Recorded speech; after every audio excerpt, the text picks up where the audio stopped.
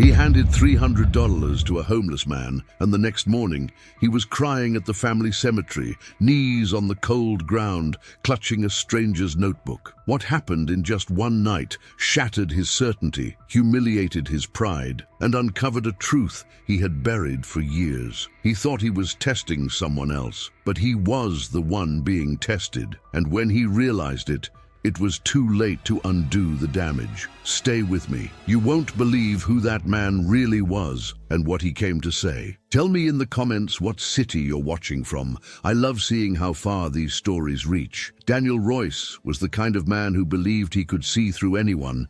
CEO of a logistics company in Chicago, 42, clean-cut, sharp suit, expensive shoes. He wasn't cruel, just distant. He thought empathy was a luxury people couldn't afford in business. That morning, as he stepped out of his office building, latte in hand, he saw a man sitting on the sidewalk with a beat-up backpack and a quiet stare. The guy looked like every other homeless man Daniel passed every day. But something about him, maybe the calm, maybe the way he was writing in a notebook, made Daniel stop. He reached into his wallet and pulled out $300. No big speech, just a nod and a smug little voice in his head saying, "Let's see what you do with that." "Back upstairs," he told his assistant. They even laughed. Daniel had convinced himself it was an act of generosity, but deep down, he knew it was a test. He was watching from a distance, and he thought that meant he was in control. What he didn't know was that the man had no intention of spending the money on himself. He used it to get cleaned up,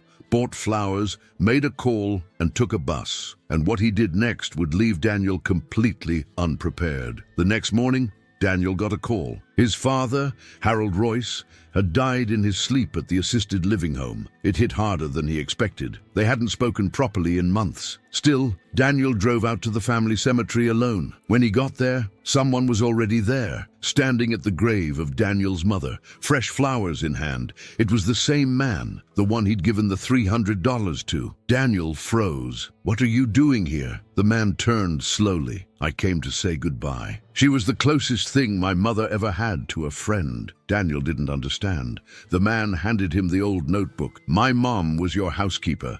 She raised me while cleaning your family's home. She was quiet, invisible, until your father fired her. Said she stole from him. She didn't, but no one asked her side. She lost everything. She died believing your family hated her." Daniel's knees buckled. He remembered now. He was 17. He never even asked why Mrs. Hart stopped coming. His father told him she quit.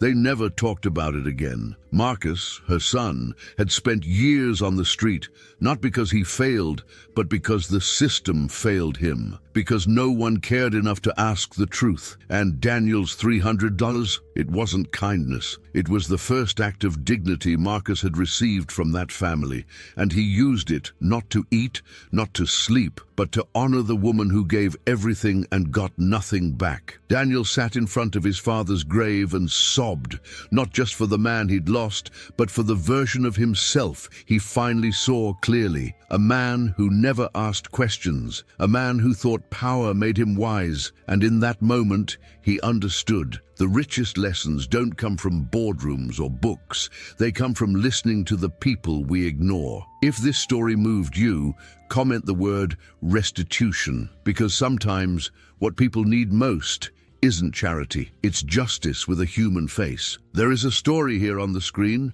that will also move you. Press to watch, you won't regret it. Waking up tired, low energy, and running to the bathroom at night? A hidden clog in your prostate could be the cause. Men in Asia avoid it with a natural formula that restores flow, sleep, and vitality. Thousands are using it. Click the link in the comments to learn more.